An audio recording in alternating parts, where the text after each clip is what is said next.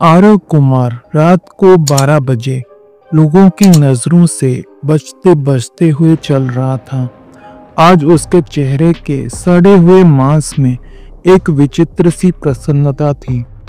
छतों पर कूदता फांदता वो एक गली के पास जाकर रुक गया और सोचने लगा कि अब उसे आगे कदम बढ़ाना चाहिए या नहीं। तो मन के वशीभूत होकर बोझिल शरीर के साथ आगे बढ़ा।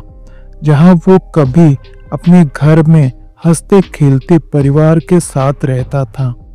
उसके घर कुछ खास नहीं था। एक बेडरूम का छोटा सा मकान था। वो अपने बेडरूम के दाईं तरफ वाली खिड़की के पास पहुंच गया। सोचने लगा वो कभी इसी झरोखे से बाहर का दृश्य अवलोकन करता था। वो उस गवाक्ष के निकट पहुंचकर खिटक गया।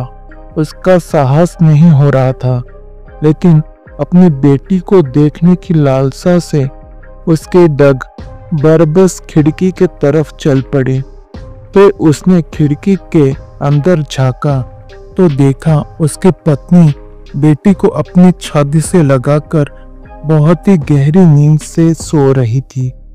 अपनी प्यारी बेटी का चेहरा देखकर उसका मन कर रहा था कि वो अभी जाए और उसको अपने सीने से खूब दुलार करे, किंतु खिड़की के कांच में अपनी शक्ल को देखकर उसकी इच्छा हवा हो गई। अपने प्रतिबिंब को देख गुस्से में मुट्ठी भींच ली और चुपचाप वहां से वापस चला गया। आरव के सड़े हुए मांस की गंध को सूंघ कुछ कुत्ते भौंकने लगे। इधर उधर दौड़कर भौंकने की आवाज सुनकर सड़क पर गश्त कर रहे 2 पुलिस कर्मियों का ध्यान उधर गया। वहीं कुछ भिखारियों की नींद भी हराम हो गई। भिखारियों के नाक से जब दुर्गंध का झोंका टकराया तो सब उठकर बैठ गए।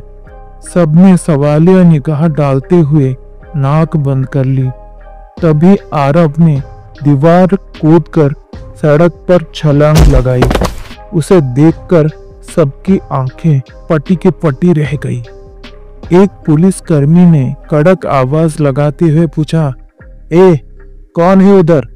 सड़क पर हल्का अंधेरा होने के कारण कोई भी उसको ठीक से नहीं देख पा रहे थे।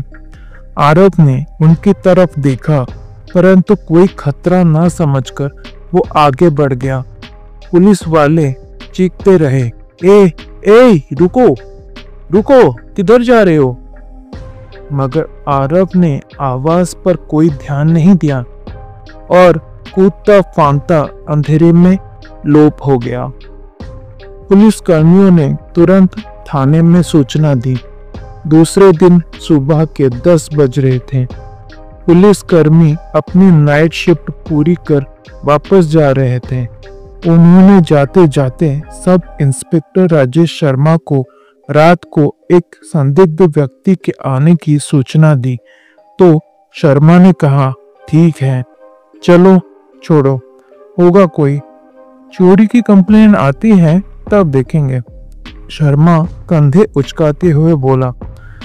पुलिस कर्मी जाने को मुड़े तो एक को याद आया तो बोला, सर, उस संदिग्ध व्यक्ति के पास से मरे हुए जानवर सी असहनीय दुर्गंध आ रही थी। यह सुनते ही शर्मा के कान खड़े हो गए और तुरंत पूरी बात को ध्यान से सुना। फिर सारी बात इंस्पेक्टर देशमुख पांडे को बताई।